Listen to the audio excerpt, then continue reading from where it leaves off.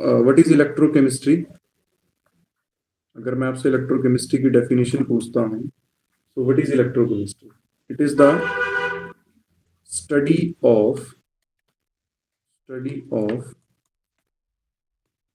Production of electricity from spontaneous chemical reaction, है ना, from spontaneous chemical reactions. अब देखो होता क्या है कि what is a spontaneous chemical reaction?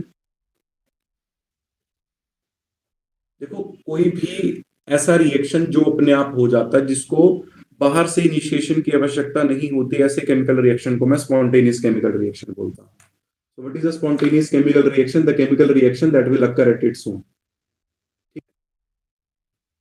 The chemical reaction that will occur at its own is known as spontaneous chemical reaction.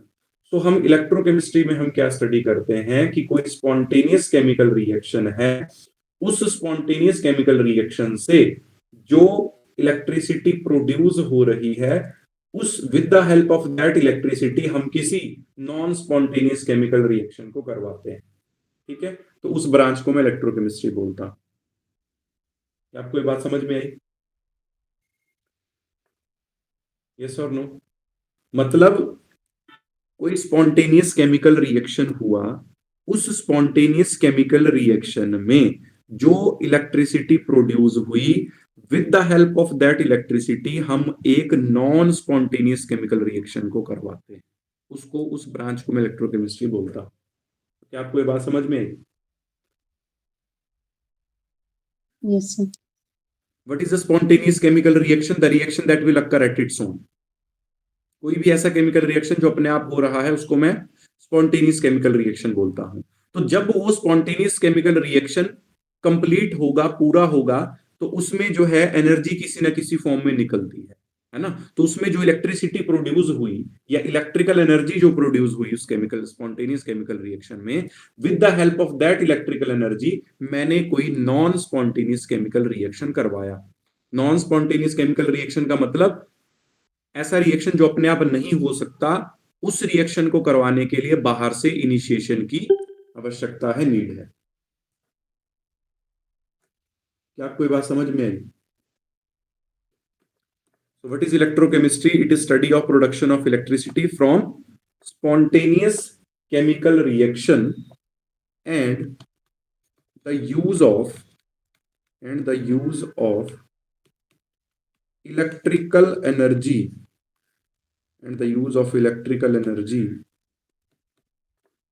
to bring non-spontaneous chemical reaction. To bring non-spontaneous chemical reaction. ठीक है, क्या आपको यहां तक clear हो गया जी? Yes, sir.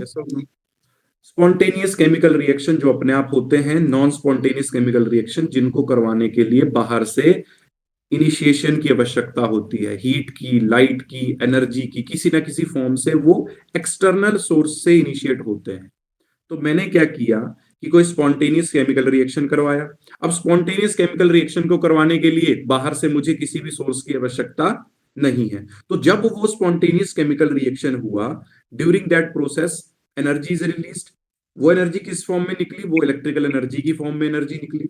और जो इलेक्ट्रिकल एनर्जी की फॉर्म में एनर्जी निकली, उस with the help of that electrical energy मैंने एक नॉन स्पॉन्टेनियस केमिकल रिएक्शन करवाया। तो ऐसी ब्रांच को मैं इलेक्ट्रोकेमिस्ट्री बोलता हूं। ठीक है जी बात। अब जो नेक्स्ट टर्म हम इसमें देखते हैं, ये बेसिक टर्म्स हैं, दैट इज इलेक्ट्रोड। आपने सुना होगा बहुत बार इलेक्ट्रोड वर्ड। तो इलेक्ट्रोड क्या होता है? What is electrode? बताओ। Sir, this pay electrodes, it can be positive and negative.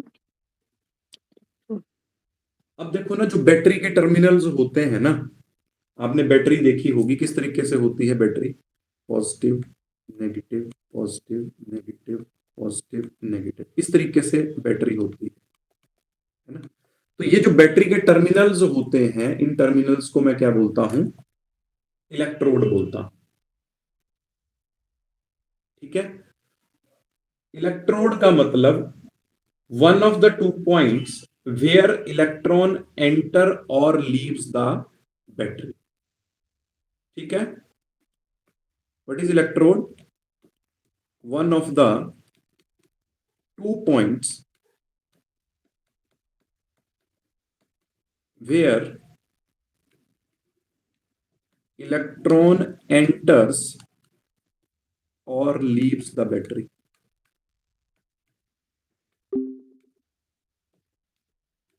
क्या आपको ये बात समझ में आई? जो इलेक्ट्रोड होते हैं वो ऑक्सीडेशन और रिडक्शन के लिए सरफेस प्रोवाइड करते हैं। ठीक है, electrode provide space for surface for oxidation and reduction process. क्या आपको इतनी बात क्लियर हो गई? यस और नो? Yes sir. अब जब मैं किसी सेल की बात करूंगा, है ना, जब मैं किसी सेल की बात करूंगा तो उसमें इलेक्ट्रोड क्या होगा? अगर मैं किसी सेल की बात करूंगा तो उस सेल में जो इलेक्ट्रोड होगा वो मेटल की रॉड्स होती है ना, जिसके ऊपर ऑक्सीडेशन या रिडक्शन होती है। वो अभी मैं आपको जब इलेक्ट्रोकेमिकल सेल करवाऊंगा इसके बाद, तब आपको वो समझ में आ जाएगा। ठीक है, नेक्स्ट हम इसमें देखते हैं फिर electrolyte. What is electrolyte? Electrolyte sir मतलब मीडियम जिसमें वो इलेक्ट्रिसिटी जो होगी पास करेंगे। जी, देखो, इलेक्ट्रोलाइट कोई भी ऐसा सब्सटेंस होता है जो मोल्टन स्टेट में इलेक्ट्रिसिटी कंडक्ट करता है ना। What is an electrolyte? An electrolyte is an substance that contain ions and allow the flow of electric current ठीक है, अब देखो मैंने आपको इलेक्ट्रोलाइट पहले भी बताए थे कि जो इलेक्ट्रोलाइट होते हैं वो स्ट्रॉन्ग इलेक्ट्रोलाइट होते हैं, वीक इलेक्ट्रोलाइट होते हैं और नॉन इलेक्ट्रोलाइट होते हैं। स्ट्रॉन्ग इलेक्ट्रोलाइट में मैंने आपको क्या बताया था कि ऐसे सब्सटेंस जो कंप्लीटली डिसोशिएट हो जाते हैं अपने कॉरेस्पॉन्डेंस आयंस में। ये बात मैं आपको आई थिंक पहले बता चुका हूं। ठीक है, स्ट्रॉन्ग इलेक्ट्रोलाइट। अब जितने भी स्ट्रॉन्ग एसिड हैं, स्ट्रॉन्ग बेसिस हैं या उनके सॉल्ट्स हैं, वो सारे के सारे क्या होते हैं? स्ट्रॉन्ग इलेक्ट्रोलाइट होते हैं। जैसे HCl हो गया, HNO3 हो गया, ठीक है, H2SO4 हो गया, NaOH हो गया, KOH हो गया, KCl हो गया, NaCl हो गया। ये सारे के सारे क्या हैं? These are strong electrolytes. Strong electrolytes क्या होते हैं? Which dissociate almost completely into their correspondence ions. ठीक है, और इलेक्ट्रोलाइट क्या होता है? कोई भी ऐसा सब्सटेंस जो मोल्टन स्टेट में इलेक्ट्रिसिटी कंडक्ट करता है। क्या आपको ये बात समझ में आई? मोल्टन स्टेट का मतलब what do you mean bye? Melted. हाँ, मेल्टेड। मतलब जिसमें वो आयंस में डिसोशिएट हो जाएगा, कैटायन आयन में, है ना। ओके, स्ट्रॉन्ग इलेक्ट्रोलाइट का आपको पता लग गया। अब एक होता है इसमें weak electrolyte. What is weak electrolyte? कई बार ये ये सर एग्जांपल पेपर आयन में पेपर में डिसोशिएट नहीं होएगा। जो टूटेगा बट उतना नहीं टूटेगा। अब मान लिया स्ट्रॉन्ग इलेक्ट्रोलाइट है तो उसके अगर आप 100 मॉलिक्यूल लोगे ना तो उसका डिसोसिएशन कांस्टेंट हाई होगा, तो उसमें 80 to 90% वो डिसोशिएट हो जाएगा। जबकि अगर वीक इलेक्ट्रोलाइट होगा तो विच do not dissociate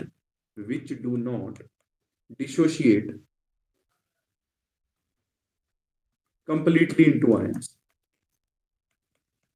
completely into ions.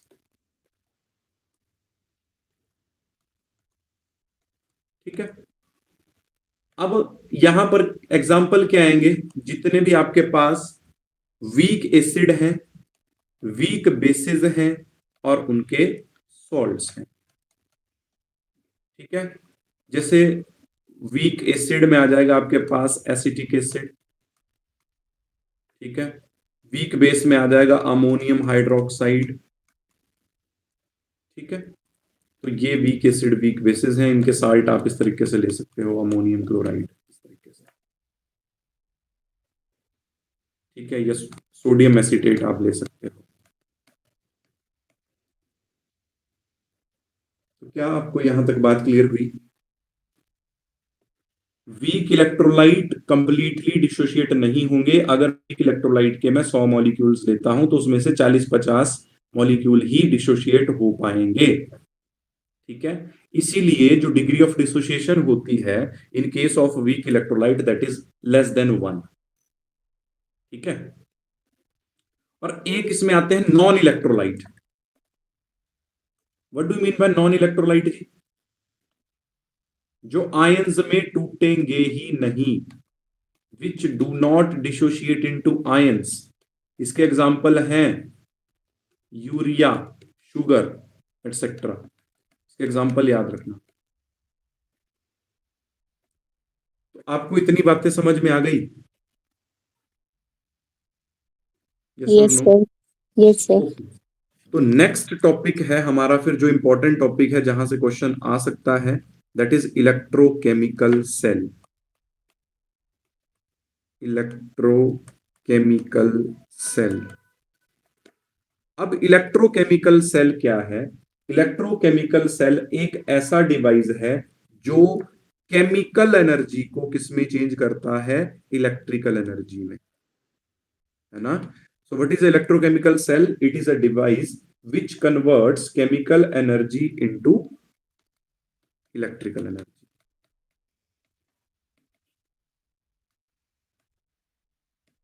क्या आपको ये बात समझ में आई? अब इलेक्ट्रोकेमिकल सेल के दो नाम और हैं, इसको मैं गैल्वेनिक सेल भी बोलता हूं, गैल्वेनिक सेल भी इसका ही नाम है, और एक नाम इसका और है दैट इज वोल्टेक सेल। वोल्टेक सेल। ठीक है, अब मैं इसकी आपको वर्किंग भी समझाऊंगा क्योंकि इसकी वर्किंग भी इंपॉर्टेंट है हमारे सिलेबस में। तो इलेक्ट्रोकेमिकल सेल का पता लग गया। इलेक्ट्रोकेमिकल सेल एक ऐसा डिवाइस है जो किसी स्पॉन्टेनियस केमिकल रिएक्शन में जो केमिकल एनर्जी निकलती है वो उस केमिकल एनर्जी को इलेक्ट्रिकल एनर्जी में ट्रांसफॉर्म कर देता है, और with the help of this electrical energy we will do non spontaneous chemical transformation. क्या आपको ये बात समझ में आई? तो असल में ये डिवाइस है जो किसी केमिकल रिएक्शन से जो केमिकल एनर्जी प्रोड्यूस हो रही है उस केमिकल एनर्जी को ये इलेक्ट्रिकल एनर्जी में चेंज कर रहा है। कौन? Electrochemical cell. ठीक है जी, यहां तक क्लियर है?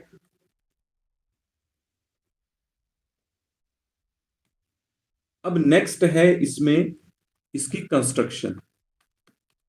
Construction of electrochemical cell. Okay, अब सबसे पहले हम देखेंगे इसमें इलेक्ट्रोड। इसमें एनोड कौन एक्ट करता है? इसमें जो एनोड एक्ट करता है वो जिंक रॉड एक्ट करती है, एनोड। और कैथोड कौन एक्ट करता है? कैथोड इसमें जो एक्ट करता है दैट इज कॉपर रॉड। ठीक है जी, अब बात करता हूं इलेक्ट्रोलिटिक सॉल्यूशन की। मैं इसकी वर्किंग आपको विद डायग्राम समझाने वाला हूं। अभी बात करता हूं इलेक्ट्रोलिटिक सॉल्यूशन की। तो जो एनोड वाली रॉड है जिंक रॉड, उसको मैं किस में डिप करता हूं? उसको मैं जिंक सल्फेट में डिप करता हूं, है ना? Zinc rod in zinc sulphate solution, 1 molar zinc sulphate लेता हूं। और कॉपर रॉड को मैं किस में डिप करता हूं? इन 1 मोलर कॉपर सल्फेट सॉल्यूशन। इसकी वर्किंग अब आपको समझाता हूं, ध्यान से समझेंगे। अब देखो इसकी वर्किंग में हमने क्या किया, हमने 2 कंपार्टमेंट्स लिए, ठीक है। हमने क्या किया, हमने 2 कंपार्टमेंट्स लिए इस तरह से, ठीक है जी। एक पहले कंपार्टमेंट में मैंने क्या किया, इसमें मैंने 1 मोलर जिंक सल्फेट का एक्वस सॉल्यूशन ले लिया। दूसरे कंपार्टमेंट में मैंने 1 मोलर कॉपर सल्फेट का सॉल्यूशन ले लिया एक्वस, ठीक है। तो जो 1 मोलर जिंक सल्फेट का सॉल्यूशन लिया है उसमें मैंने सॉलिड जिंक की रॉड को डिप कर दिया, और जो 1 मोलर कॉपर सल्फेट का सॉल्यूशन लिया है उसमें मैंने सॉलिड कॉपर की रॉड को डिप कर दिया। अब ये यहाँ पर ये जो जिंक की रॉड है ये एज ए एनोड काम कर रही है, ठीक है जी। और यहाँ पर ये जो कॉपर की रॉड है ये यहाँ पर कैथोड की तरह काम कर रही है, ठीक है। एक्सटर्नली बाहर से मैंने सर्किट को कंप्लीट करने के लिए इनको एक वायर के जरिए जोड़ दिया है, और उस वायर में करंट की डिफ्लेक्शन को चेक करने के लिए मैं यहां पर वोल्ट मीटर लगा सकता हूं, मैं यहां पर एमीटर लगा सकता हूं, अगर बजट कम है तो यहां पर एक बल्ब भी लगा सकता हूं, ठीक है जी। तो एक्सटर्नली जो है सर्किट को मैंने वायर के जरिए कंप्लीट कर दिया, ठीक है। ओके, अब होगा क्या यहां पर कि जो कॉपर की रॉड है वो इलेक्ट्रॉन की डिमांड करेगी जिंक की रॉड से, ठीक है। कॉपर की रॉड इलेक्ट्रॉन की डिमांड करेगी जिंक की रॉड से, और ये जो वायर मैंने इन दोनों के बीच में लगाई है ये as a conducting medium use होगी। इस वायर के जरिए इलेक्ट्रॉन जो है वो एनोड से कैथोड की तरफ आएंगे। तो देखो ये जो 1 मोलर जिंक सल्फेट का एक्वा सॉल्यूशन लिया है इसका मतलब क्या है कि इस सॉल्यूशन में जिंक 2 पॉजिटिव के साथ साथ सल्फेट आयन है, ठीक है। और ये जो कॉपर सल्फेट है एक्वस, इसका मतलब क्या हुआ कि यहां पर कॉपर 2 पॉजिटिव के साथ जो है वो सल्फेट आयंस इस तरह से, ठीक है। अब आप इसको कैसे याद रखोगे, इसमें जो साइन कन्वेंशंस आती हैं वो कैसे याद रखी जाती हैं, बैंक से हम लेते हैं लोन। तो इलेक्ट्रोकेमिकल सेल में आप लोन वर्ड याद रखोगे, है ना। अब आप बोलोगे कि यहां पर लोन का क्या काम है, लोन का काम है यहां पर एल से लेफ्ट, ओ से ऑक्सीडेशन, ए से एनोड, और एन से नेगेटिव। तो यहां पर एनोड के ऊपर नेगेटिव चार्ज होता है, कैथोड के ऊपर पॉजिटिव चार्ज होता है, ये बात याद रखना। और यहां पर जो एनोड होता है वो लेफ्ट साइड में होता है और उसके ऊपर ऑक्सीडेशन होती है, किसमें, इलेक्ट्रोकेमिकल सेल में। तो यहां तक की बातें क्लियर है, अभी बहुत लंबा है ये, आप समझते जाओ। यहां तक कोई डाउट है तो बताओ।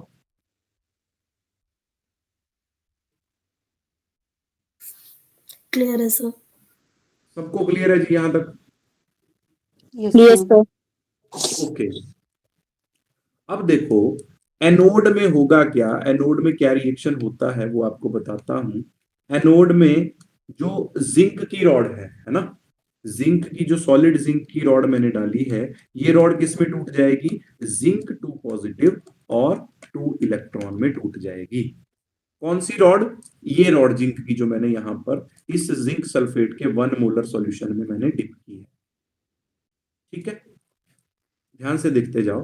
अब हुआ क्या कि जब ये जिंक की रॉड टूटने लगी, ये जिंक 2 पॉजिटिव और 2 इलेक्ट्रॉन में टूट गई, तो जिंक 2 पॉजिटिव इसने इसी सॉल्यूशन में दे दिए, जबकि ये 2 इलेक्ट्रॉन जो निकले वो इस कंडक्टिंग मीडियम के जरिए, इस वायर के जरिए ट्रेवल करते करते दूसरे सॉल्यूशन में पहुंच गए, ठीक है। जब ये दूसरे सॉल्यूशन में पहुंचे तो वहां पर इनको क्या मिला, इनको कॉपर 2 पॉजिटिव आयंस मिले, है ना। और कॉपर 2 पॉजिटिव आयंस को जो कंडक्टिंग मीडियम से ट्रेवल करते करते 2 इलेक्ट्रॉन एनोड से कैथोड की तरफ आए हैं वो मिल गए साथ में, तो that will change into copper solid, ठीक है। तो हुआ क्या कि जो एनोड वाला कंपार्टमेंट है उसमें जो जिंक टू पॉजिटिव आयन है उनकी कंसंट्रेशन, उनकी मोलर कंसंट्रेशन सल्फेट के कंपैरिजन में ज्यादा होने लग गई, क्योंकि रॉड टूटने लग गई, कुछ जिंक टू पॉजिटिव आयन इस रॉड से सॉल्यूशन में आ गए। ठीक है, दूसरी तरफ क्या हुआ कि कॉपर टू पॉजिटिव आयन को वो 2 इलेक्ट्रॉन मिलते गए, और copper two positive, copper solid में चेंज होता गया, तो with the passage of time जो कॉपर वाली रॉड है वो मोटी होती जाएगी और जिंक वाली रॉड पतली होती जाएगी। और यहां पर क्या देखने को मिलेगा, यहां पर देखने को मिलेगा कि जो कॉपर टू पॉजिटिव आयन है उनकी कंसंट्रेशन कम हो जाएगी सल्फेट आयंस के कंपैरिजन में। अब हुआ क्या, ऐसा होने पर अब यहां पर पॉजिटिव आयन की कंसंट्रेशन ज्यादा है, नेगेटिव की कम है, तो सॉल्यूशन ये ओवरऑल पॉजिटिव हो गया। और यहां पर नेगेटिव की ज्यादा है, पॉजिटिव की कम है, तो ये सॉल्यूशन ओवरऑल नेगेटिव हो गया और सेल ने काम करना बंद कर दिया। क्यों बंद कर दिया? क्योंकि यहां पर इलेक्ट्रिकल न्यूट्रलिटी मेंटेन्ड नहीं रही। यहां तक कोई डाउट?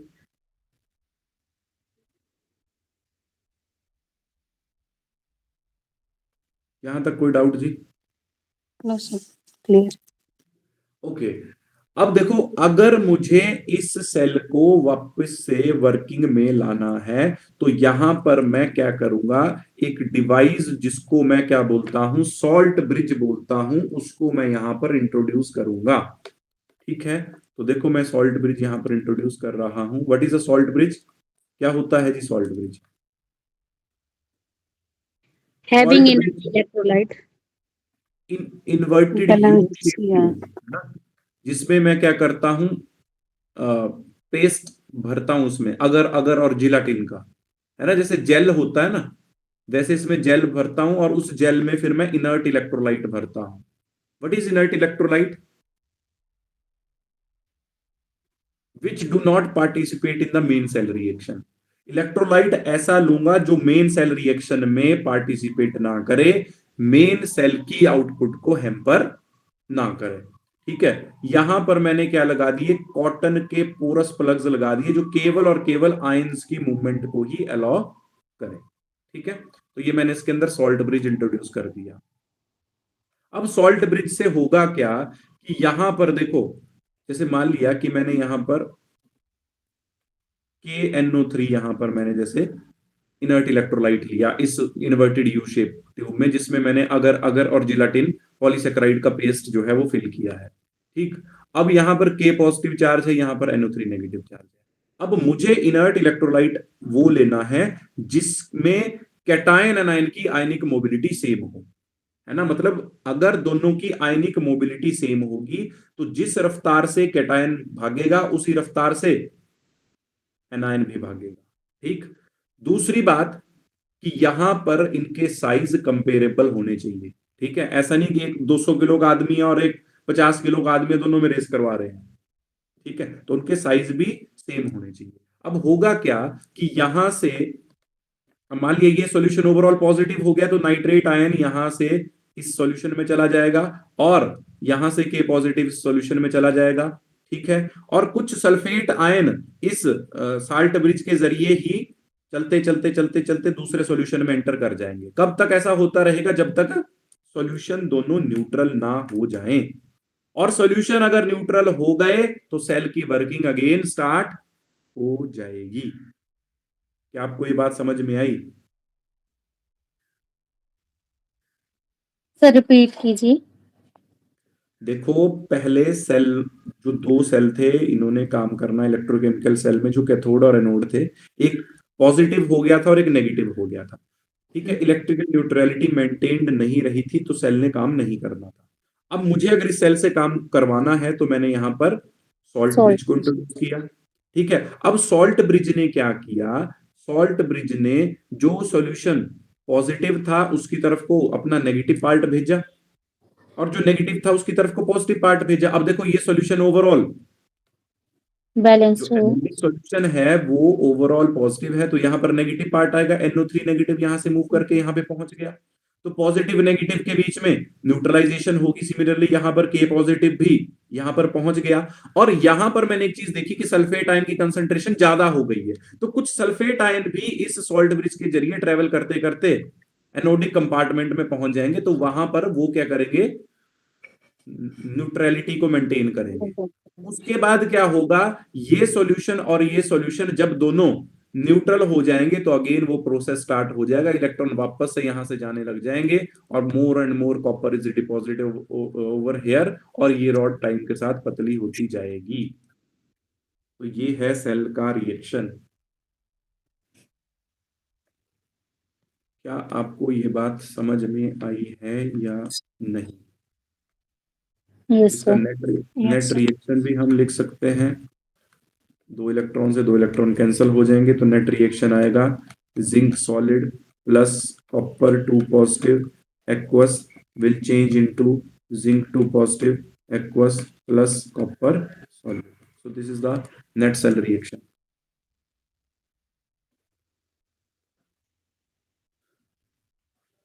क्लियर है?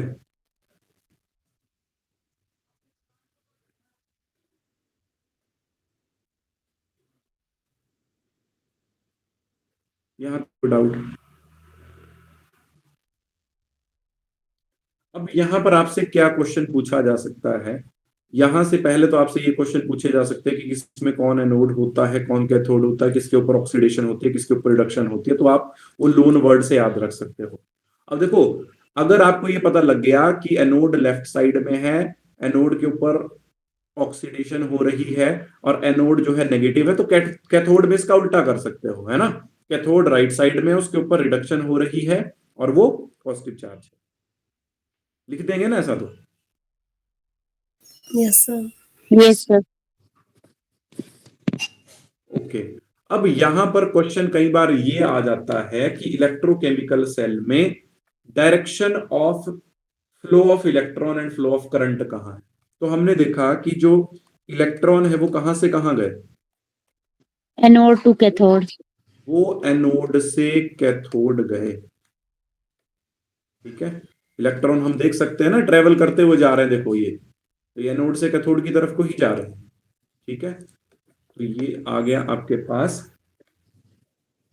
फ्लो ऑफ इलेक्ट्रॉन, और यहां पर आ गया आपके पास फ्लो ऑफ करंट। Opposite होएगा नहीं, flow of अपोजिट current. में, बिल्कुल अपोजिट में आएगा जी। जिस डायरेक्शन में आपका इलेक्ट्रॉन फ्लो करता है उससे अपोजिट डायरेक्शन में करंट फ्लो करता है। तो ये है इसकी वर्किंग। अगर इसमें आपको कोई भी डाउट है तो मैं आपको 1 मिनट का टाइम देता हूँ, आप इसको रिव्यू करो। अगर कोई डाउट नहीं है तो फिर हम आगे चलते हैं।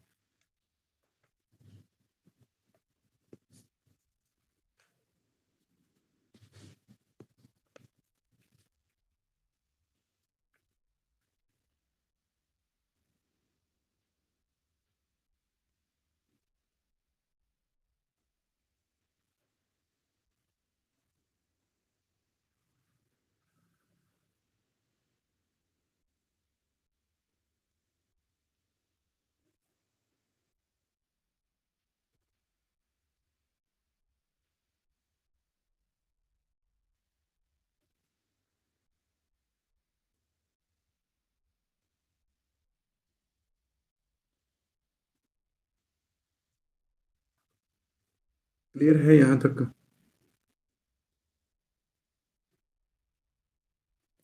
Yes, sir. ओके, आगे चलते हैं जी।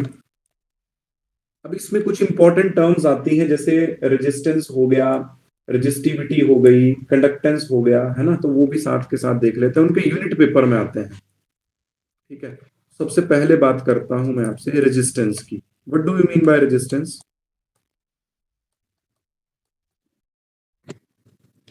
Uh,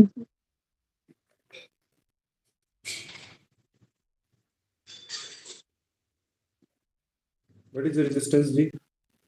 resistance means it will not allow uh, Opposition transfer to the current. Resistance का मतलब हो गया hindrance provided by a conductor in the passage of current, current pass करने में रुकावट, उसको बोलता हूं मैं रेजिस्टेंस, है ना। resistance. हिंड्रेंस बोल सकता हूं या ऑब्स्ट्रक्शन बोल सकता हूं, है ना। Hindrance to the flow of current,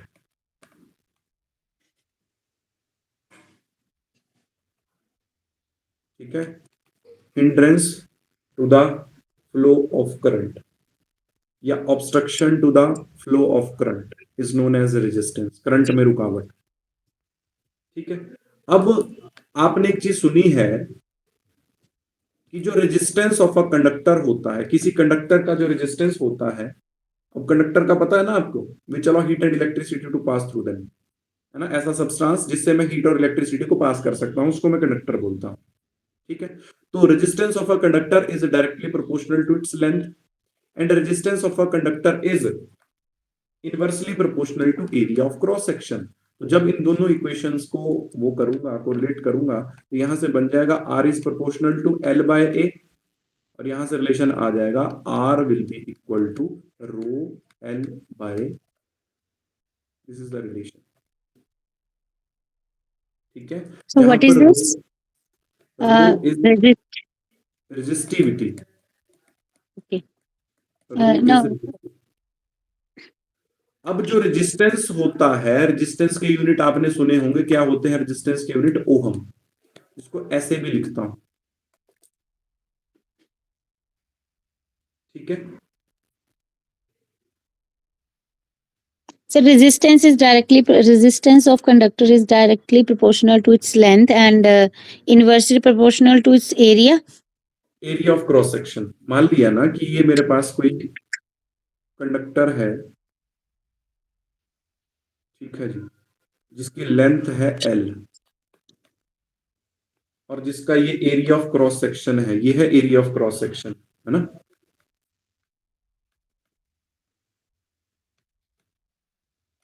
तो अगर इस कंडक्टर की बात करता हूं जिसकी लेंथ L है और क्रॉस सेक्शन एरिया A है, तो इस कंडक्टर के लिए, इस मेटेलिक वायर के लिए, कंडक्टर क्या होगा? कोई मेटेलिक वायर होगी, है ना, जिसकी L लेंथ है और उसका area of cross section A है, तो उसके लिए जो रेजिस्टेंस होगी वो उसकी लेंथ के डायरेक्टली प्रोपोर्शनल होगी और इनवर्सली प्रोपोर्शनल होगी एरिया ऑफ क्रॉस सेक्शन के, ठीक है।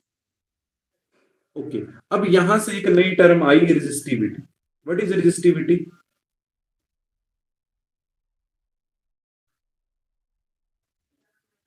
देखो, रेजिस्टिविटी का मतलब आपको बताता हूं प्रैक्टिकली, पहले डेफिनेशन पे बाद में आते हैं। मान लिया कि मैंने एक मेटेलिक वायर ली, ठीक है, जिसकी लेंथ 1 मीटर है और जिसका एरिया ऑफ क्रॉस सेक्शन क्या है? 1 मीटर स्क्वायर है। मान लिया कि मैंने ऐसी कोई मेटेलिक वायर ली जिसकी लेंथ जो है वो कितनी है?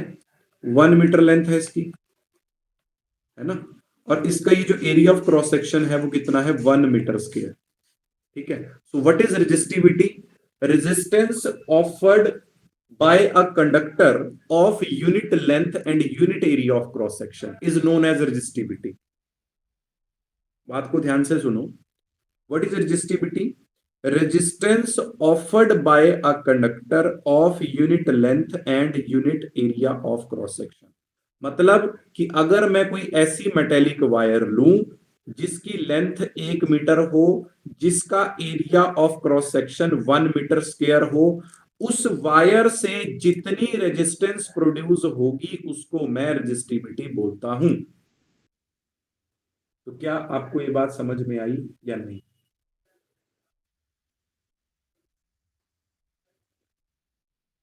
यस और नो? Yes sir. इसका प्रैक्टिकल मतलब ये होता है, ठीक है, कि अगर मैं एक यूनिट लेंथ या यूनिट एरिया की वायर लूं, उस वायर से जो रेजिस्टेंस प्रोड्यूस हो रही है उसको मैं रेजिस्टिविटी बोलता हूं,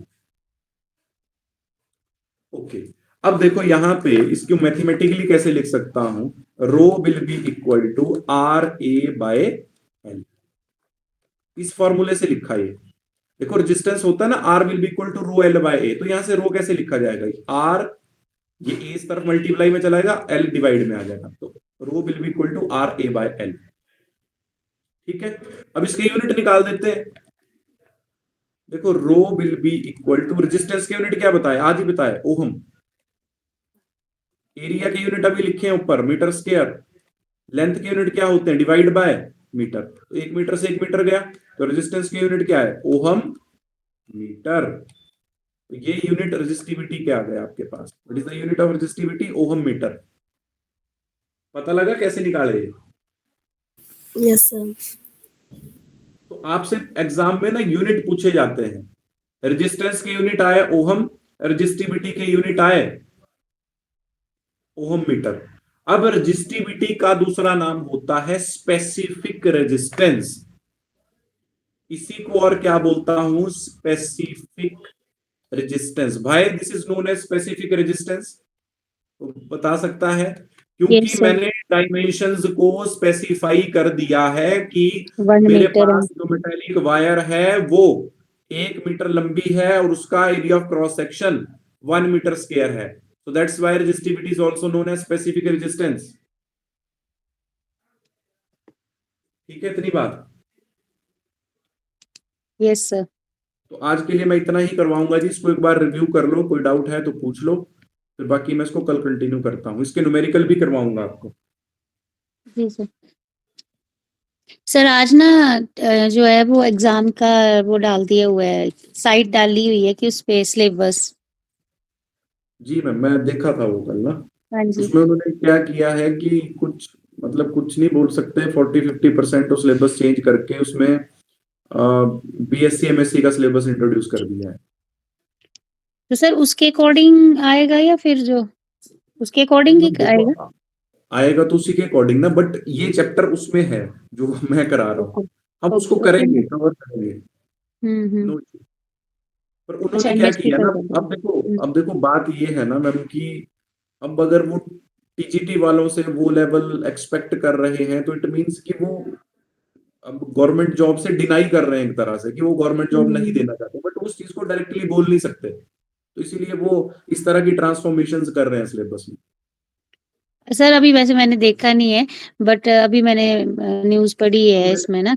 मैंने उसको रिव्यू किया था कल सिलेबस को, तो मैं आपको बात बताऊं, वैसे मतलब 25 to 30% सिलेबस जो है उन्होंने वो बीएससी और एमएससी का उसमें इंट्रोड्यूस कर दिया है, जैसे स्पेक्ट्रोस्कोपी उन्होंने इंट्रोड्यूस कर दी है, पर्टिकुलरली फिजिकल केमिस्ट्री में भी और ऑर्गेनिक केमिस्ट्री में भी। ठीक है, और कुछ और एमएससी के चैप्टर्स जैसे बायो इनऑर्गेनिक केमिस्ट्री जो आपने बीएससी में स्टडी, तो वो भी उसमें वहां पे इंट्रोड्यूस कर दी। पैटर्न वही रहने देना चाहिए ना, वो चेंज करते रहते हैं। मैम वो पीजीटी के लिए ठीक है ना कि वो सब्जेक्ट ओरिएंटेड है, वो स्पेसिफाई है, आप वहां पर जिस मर्जी लेवल पे चले जाओ, बट टीजीटी लेवल के लिए इतना ज्यादा मतलब मेरी तो समझ से बाहर है ये सारी चीजें ना। अब जो लोग इतने टाइम से तैयारी कर रहे हैं बेचारे, 2-2, 3-3, 4-4 सालों से बैठे हुए हैं, वो उनको तो शौक ज्यादा लगेगा ना, हमसे ज्यादा शौक उनको लगेगा, वो दिन रात तैयारी कर रहे हैं जो। और स्पेसिफिकेशन एग्जाम तो कैसे सर कर लेंगे फिर नवंबर एंड में, सिलेबस अभी कर रहे हैं फिर। मैम मुझे लग नहीं नवंबर रहा एंड तक नहीं होता, नवंबर एंड में नहीं होगा पेपर। नवंबर एंड में नहीं होगा।